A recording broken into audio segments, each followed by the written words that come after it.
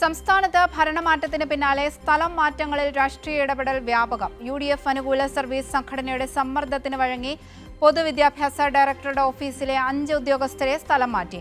NGO അസോസിയേഷന്റെ നിർദ്ദേശമനുസരിച്ചാണ് പൊതുവിദ്യാഭ്യാസ വകുപ്പിന്റെ നടപടി. NGO അസോസിയേഷന്റെ കത്തും ഉത്തരവിന്റെ പകർപ്പും കൈരളി ന്യൂസിന് ലഭിച്ചു. PD സതീശന്റെ നേതൃത്വത്തിലുള്ള UDF സർക്കാർ അധികാരത്തിലേറുന്നതിന് മുൻപ് തന്നെ രാഷ്ട്രീയ സ്വാധീനത്തിന് വഴങ്ങിയുള്ള സ്ഥലം മാറ്റങ്ങൾ ആരംഭിച്ചിരുന്നു. മെഡിക്കൽ വിദ്യാഭ്യാസ വകുപ്പിലും ടെക്നിക്കൽ വിദ്യാഭ്യാസ വകുപ്പിലും ആഭ്യന്തര വകുപ്പിലുമെല്ലാം ഇത്തരത്തിൽ രാഷ്ട്രീയ പകപോക്കലിന്റെ ഭാഗമായുള്ള സ്ഥലം മാറ്റങ്ങൾ വ്യാപകമാവുകയാണ്. ഇതിന്റെ ഭാഗമായാണ് പൊതുവിദ്യാഭ്യാസ ഡയറക്ടറുടെ ഓഫീസിലെ 5 ഉദ്യോഗസ്ഥരെ സ്ഥലം മാറ്റിയത്. VHSE ക്ലർക്ക് തസ്തികയിലുള്ള 5 പേർക്കാണ് സ്ഥലം മാറ്റം. NGO അസോസിയേഷൻ സംസ്ഥാന കമ്മിറ്റിയുടെ ലെറ്റർ പാഡിൽ നൽകിയ കത്തിന്റെ അടിസ്ഥാനത്തിലാണ് സ്ഥലം മാറ്റങ്ങൾ. അസോസിയേഷൻ നൽകിയ പട്ടികയിലെ വള്ളിപുള്ളി തെറ്റാതെയാണ് പൊതുവിദ്യാഭ്യാസ വകുപ്പ് സ്ഥലംമാറ്റ ഉത്തരവിറക്കിയത് എന്നതാണ് കൗതുകം. NGO അസോസിയേഷന്റെ കത്തും ഉത്തരവിന്റെ പകർപ്പും കൈരളി ന്യൂസിന് ലഭിച്ചു.